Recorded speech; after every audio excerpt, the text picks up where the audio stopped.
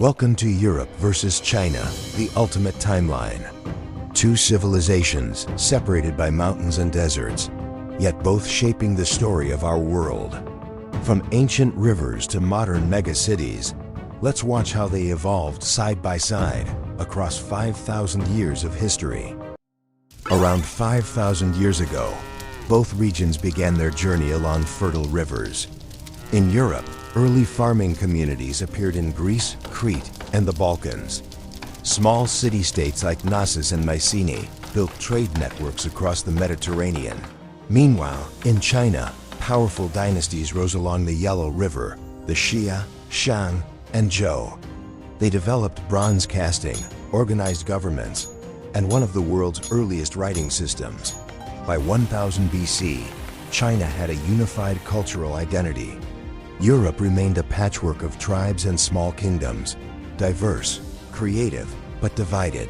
Between 500 BC and 500 AD, both sides built empires that would echo for centuries. In Europe, the Greeks laid the foundation for science and democracy. Then Rome rose to dominate the continent. The Romans built vast road systems, aqueducts, and cities, spreading their laws from Britain to Egypt. In China, the Qin dynasty united warring states under one emperor in 221 BC. They standardized writing, weights, and even the width of wagon wheels, building the first Great Wall to defend their empire. The Han dynasty that followed became a golden age.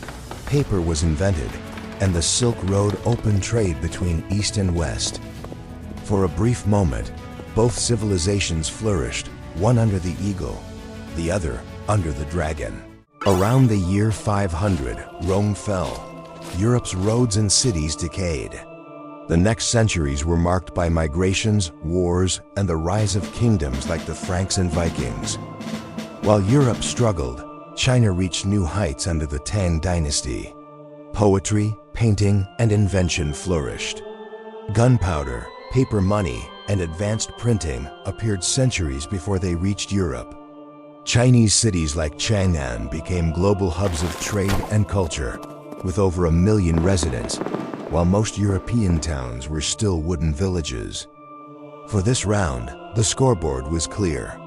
China led in science, art, and administration, while Europe prepared for a slow comeback. By 1000 AD, Europe was awakening. Trade revived, universities emerged, and knowledge slowly returned.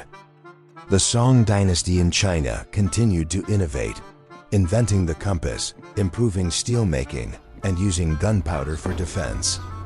But history took a twist. Around 1400, the Ming dynasty sent huge treasure fleets across the Indian Ocean, led by Admiral Zheng He. These expeditions reached Africa, but soon the voyages stopped. At the same moment, Europe began its age of exploration. In 1492, Columbus sailed west. Portuguese and Spanish ships circled the globe. Europe's curiosity turned outward. China's focus turned inward. The balance began to shift. Between 1600 and 1900, Europe transformed. Scientific revolutions led to machines, factories, and empires. Steam-powered ships and trains connected continents. China, under the Qing dynasty, faced growing pressure from the outside world. The Opium Wars with Britain, internal rebellions, and isolation weakened the empire. By 1850, Europe dominated the global stage, controlling trade routes, colonies, and resources across Asia and Africa. The once mighty Middle Kingdom found itself divided by foreign powers. In the game of history, Europe had gained the industrial bonus, while China had entered a long period of decline. The 20th century changed both forever. Europe, after centuries of dominance, tore itself apart in 2 world wars. Millions perished, empires collapsed. China fell into chaos, then rose again under the People's Republic in 1949. While Europe rebuilt through unity, forming the European Union, China industrialized at breakneck speed, lifting hundreds of millions from poverty. Today, both regions lead in science, culture, and technology. But their strengths differ. Europe drives innovation through democracy and cooperation. China pushes forward with scale, speed, and ambition. Two different systems. Two paths shaped by 5,000 years of history. From the first farmers by the rivers to modern superpowers, Europe and China have always defined the balance of our world. One excelled in invention and exploration, the other in endurance and unity. And as the next century begins, the final level is still loading.